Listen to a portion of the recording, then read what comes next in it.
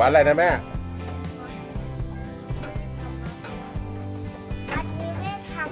ประวัติค่ะ ตอนนี้ทำอะไรอยู่คะ ตอนนี้กำลังขับจะเรืออยู่ที่เดิมนะ ถ้าเราขับเรือไปเนี่ยค่ะ ดูค่ะจะเหยียบคันเร่งด้วยในนัดเบรกทำไมอ่ะ